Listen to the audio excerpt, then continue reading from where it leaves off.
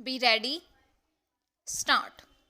Mr. Deputy Chairman, sir, the railways has been a very big undertaking in the artery of our country.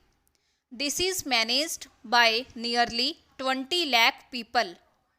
Except bringing food grains and pulses under the purview of standard freight, it is good that the Minister for Railways has not increased the freight charges and passenger fares for the coming year.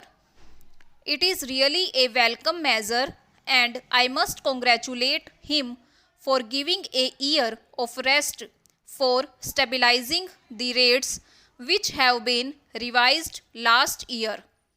Sir, for the efficient management of any institution, of any public undertaking, the foremost thing is the security of service and the contentment of the working man.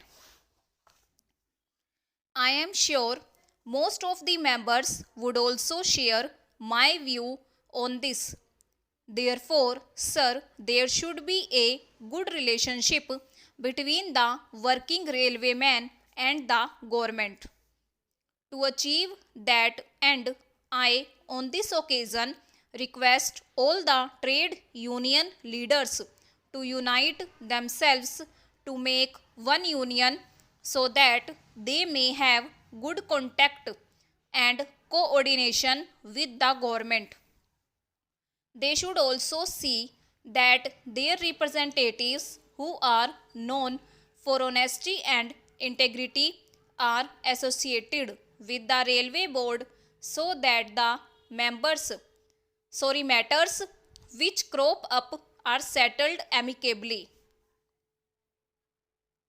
Sir, this is a public undertaking which is mainly meant to serve the people and earn revenues. When we want to serve the people, we should give them a satisfactory service. Then alone we will be able to attract more passengers to travel in our trains and more people to transport their goods in our railways. So, many members in the lower house and here also have spoken about unpunctuality of trains and also cancellation of trains for want of diesel, sometimes on account of natural calamities also the trains have been cancelled. Therefore, there have been losses to the public travelling in the trains, and also goods during transportation have been spoiled. So, sir, when we want to give a satisfactory service, punctuality and good relationship with the travelling public by the railwayman is necessary.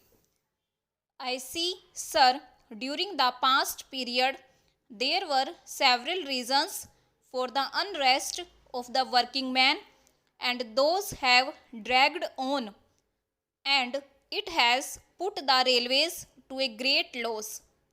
Still, I am told that about 10,000 people have not been reinstated, particularly the lower class people, and out of these there are 1000 scheduled caste persons who have not been reinstated.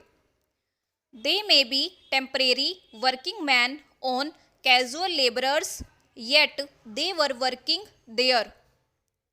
So they should be given a chance once again to serve the railways. Sir, the compensation on account of loss of property by theft and pilferage has gone up to nearly rupees 13 crores. The income from passengers and also goods transport has gone down. It has gone down because of the strike. Strikes have to be discouraged.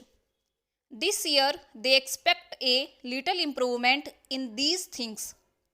Diesel has become one of the bottlenecks for the efficient running of the railways.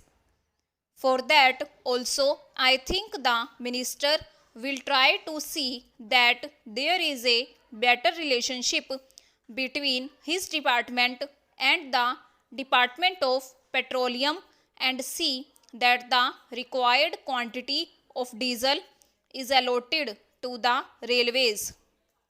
Sir, I was telling about the compensation that the railways have to pay to the people for thefts and for pilferages in the railways. Nearly 58,000 railway police force people are working and about rupees 12 crores are being spent on them. Sir, I am told that sometimes these railway police force people in connivance with the gundas have allowed these things to go on. One of the ministers who held this portfolio has made this allegation in the lower house. If that is true, then I feel the safety and the security of the passengers and their goods is not in safe hands. Therefore, I suggest that there should be frequent changes in the RPF personnel and they could be shifted from railways to border security force. The same man should not continue for more than 3 years in the railways. If that is done, sir, I think we could expect some changes in their attitude in protecting the property of the railways and protecting the goods that are transported by the railways. I feel, sir, that even alarm chain pullings on the railways have gone up to nearly 2,80,000 in number, and if the railway traffic people are vigilant, they can reduce it.